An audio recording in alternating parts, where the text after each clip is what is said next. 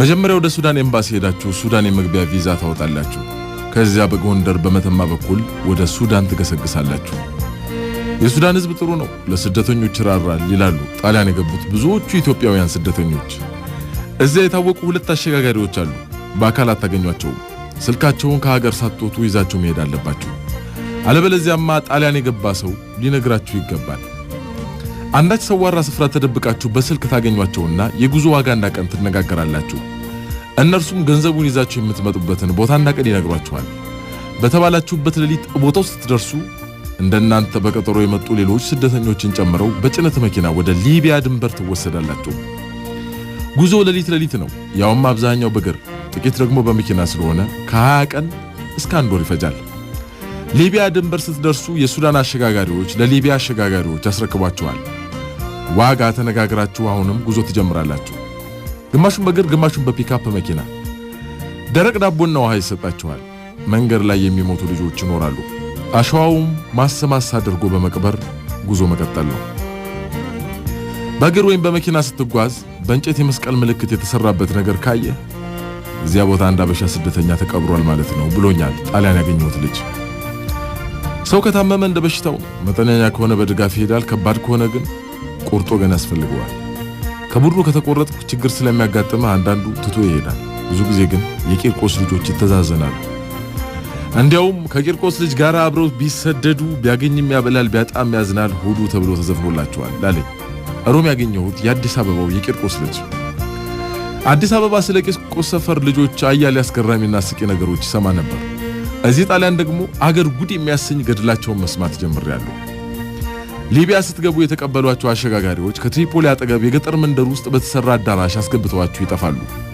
ከዚያ ሌሎች አሸጋጋሪዎች ደግሞ ይመጡና ትሪፖሊ ሩቅ ስለሆነ እንድንወስዳቸው $100 ክፈሉ ይሏቸዋል። ታዲያ የቂርቆስ ልጆች ምን አደረጉ መስላችሁ? የተወሰኑት ልጆች ሌሊት ተደብቀው ይወጡና እግራቸው ወደ አመራቸው ሲጓዙ ለካስ ትሪፖሊ ማለት ቅርብ ነው። ተመልሰው ይመጡና ሌሎች ልጆችን ነፃ ያወጣቸዋል። ከነሱ በኋላ ለሚመጡ ስደተኞች ደግሞ ግድግዳው ላይ በአማርኛ እንዲህ ብለው ይጽፋሉ፣ እንዳትሸወዱ ትሪፖሊ ቅርብ ነው፣ ብር ስጡን ቢሏችሁ አትስጡ፣ በዚህ አድርጋችሁ ጥፉ። ይሄ ማስታወቂያ አያሌ ስደተኞችን ታድጓቸዋል። የቂርቆስ ልጆች ነፍስ ናቸው እኮ። ትሪፖሊ ገብታችሁ የመርከብ ወረፋ መጠበቅ ነው። ክፉ ፖሊሶች ካገኟችሁ በመኪና ጭነው እንደገና ወደ ሱዳን ድንበር ወስደው ያስሯቸዋል። እዚያ እስር ቤቱ በጣም አሰቃቂ ነው። እዚያም ቢሆን የቂርቆስ ልጆች ካሉ መከራው ይቀላል። ከእስር ቤቱ ለመውጣት የገንዘብ ጉቦ ያስፈልጋል። ያንን ደግሞ ለማግኘት ወይ አስቸጋሪ ሥራ መስራት ያለበለዚያም ደውሎ ከዘመድ ማስመጣት ያስፈልጋል። እዚያ እስር ቤት ብዙ ልጆችን ያስፈታ አንድ የቂርቆስ ልጅ ነበር። ሥራ ይወዳል። ሲጋራ፣ ብስኩትና ሳሙና እየሸጠ ይኖር ነበር። በዚያ እስር ቤት ብዙ ጊዜ የቆየው ሌሎችን ሲያስፈታ ገንዘቡ እያለቀበት ነው ይባላል። ሌሎቹ ደግሞ በሌላ ነገር ይተርቡታል። ልክ ከእስር ቤቱ ሊወጣ ሲል በር ላይ ሲደርስ ማለት ነው አንድ ሲጋራ አለህ የሚል ግዢ ሲመጣ ለርሱ ሊሸጥ ሲመለስ እዚያው ይቀራል።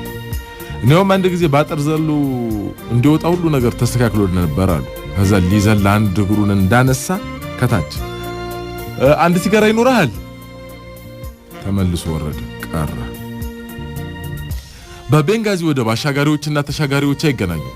20 እና 30 ሰው እስኪሞላ የሚመዘገቡ ሰዎች አሉ። የቡድኑ አባላት ሲሟሉ ገንዘብ ይከፍሉና ወደሚሻገሩበት ወደብ ይወሰዳሉ። የመሻገሪያዋ ጀልባ ብዙ ጊዜ ከቆርቆሮና ከእንጨት የምትሰራ ናት። ለአንዱ ስደተኛ አሻጋሪዎቹ የመርከቧን አነዳድ ያሳዩታል። ትምህርቱ ቢበዛ ከአንድ ቀን በላይ አይሰጥም። ለዚያ መከረኛ ካፒቴን የጀልባዋን ኮምፓስ አስረው ካርታውን ያስረክቡታል። ምግብና መጠጥ ይጫናል። እንደ ጀልባዋ ስፋት ከ20 እስከ 30 ስደተኛ ይሳፈራል። በሌሊት የጣሊያንን መብራት በሩቅ እያዩ ጉዞ ይጀመራል። አሻጋሪዎቹ ጀልባዋ ስትነሳ ይመለሳሉ። ከዚያ በኋላ እዳው የስደተኞቹ ነው።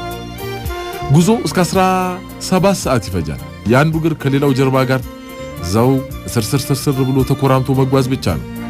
ሙቀቱና ተስፋ መቁረጡ አንዳንዶቹን ራሳቸውን ወደ ባህር እንዲጥሉ ያደርጋቸዋል። በተለይም መርከቡ መንገድ ከሳተ። የሚያስጎበኘንን የቂርቆስ ልጅ ለምንድን ነው ግን ጣሊያን ውስጥ የቂርቆስ ሰፈር ልጆች የሚበዙት? እንዲያውም ሮም ውስጥ የቂርቆስ ልጆች ብቻ ያሉበት አንድ ህንጻ አሳይተውኛል አልኩና ጠየቁት። ምናልባት የሱዳን ኤምባሲ ሰፈራችን ውስጥ ስለሆነ ይሆናል በሱዳን በኩል እያቋረጥን የመጣ ነው ነገር ብሎ ቀለደ። ቆይ ግን ለመንገዱ ብዙ ዶላር ያስፈልጋል ሲባል ነበር የምሰማው፣ እንዴት ነው ጉዳዩ አልኩት። ቂርቆስ የደሃ ሰፈር ነው ብለው ስማችንን ያጠፉት እኮ የቦሌ ልጆች ናቸው። በእናት እነሱ አውሮፕላን ሲያዩ ስለሚውሉ የገዙ እየመሰላቸው እኮ። እንደውም እኮ መንግስት ሀብታም ገበሬዎች ብቻ ሳይሆን እኛንም መሸለም ነበረበት። ገባ? የመረጃ እጥረት ስላለው እንዴት? እስኪ ተመልከት። እኛ የቂርቆስ ልጆች የመንግስት እጅ ሳንጠብቅ አነስተኛ ጥቃቅን ምናምን ሳንል ራሳችንን በራሳችን ረድተን እዚህ መድረሳችን አያሸልምንም እንዴ? ሀብታም ገበሬዎች ራሳቸውን ቻሉ እንጂ የህዝብ ቁጥር እኮ አልቀነሱም። ገባ? እኛ ግን ራሳችንንም ቻልን፣ ከሀገር በመውጣታችን ደግሞ የህዝብ ቁጥር ቀነሰ። አየህ፣ ከዚህ በላይ ምን የሚያሸልም ነገር አለ? አየህ፣ እኛ እንደ ቦሌ ልጆች ጂኦግራፊን በቲቪ ሳይሆን በተግባር ነው የምንማረው። ገባ? ቀልደኛ ነው ባካ።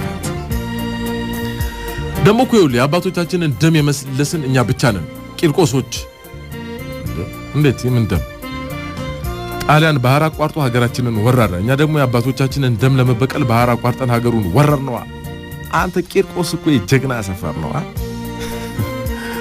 እውነት ግን ቆይ ለምንድን ነው የቂርቆስ ልጆች ይዘህ በዛችሁት? ይኸውልህ ምን መሰለህ፣ ይህንን በረሃ ለማቋረጥ ከ2 እስከ 3 ወር ይፈጃል። ገባ? የገንዘብ የምግብ የውሃ ችግር አለ። ካልተዛዘንክ በቀር ይህንን በረሃ ልታልፍ አትችልም። እኛ ደግሞ ከልጅነታችን ተዛዝነን መሮን ለምደናል። ስለዚህ የተደጋገፍክ መጓዝ ነው። ያው እንግዲህ ባህር ኃይልም አየር ኃይልም እየመጣ ይቀጥላል። እንዴ የቀድሞ ወታደሮችም ይመጣሉ እንዴ? አይ እነርሱ እንኳን አይደሉም። በአውሮፕላን ጣሊያን የገባው ስደተኛ አየር ኃይል ይባላል። በባህር የገባው ደግሞ ባህር ኃይል ይባላል። ታዲያ አየር ኃይሉ ባህር ኃይሉን ይንቀዋል። ገባ እንዴ? ለምን? ያው መከፋፈል ለምዶብን ነዋ። አታይም? መንገድ ላይ እንኳን ጉስቁል ያለ አበሻ ካዩ ሰላም አይሉም።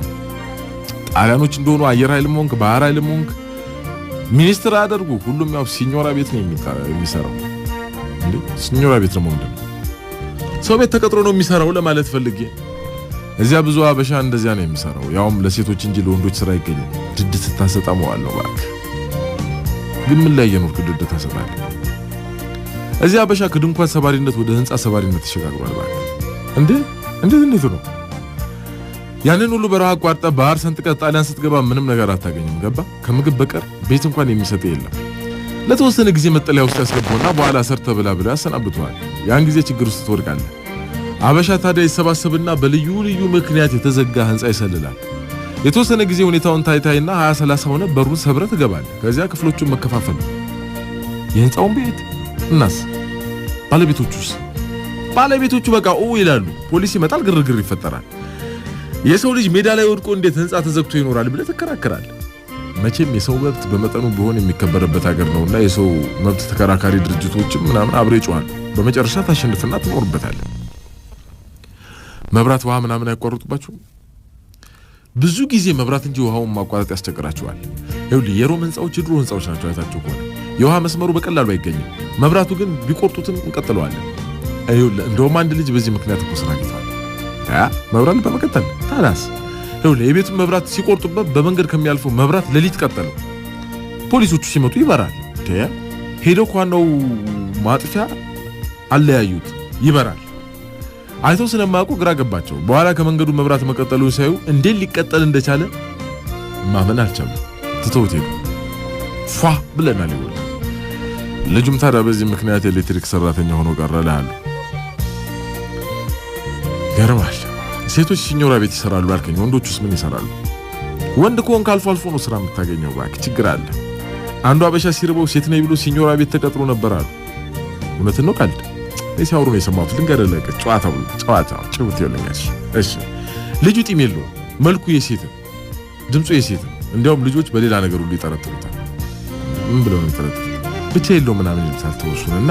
እሺ እና ጉልበታም ነው። ስራዋን ፍት ጭጭ ነበር የሚያደርጋት።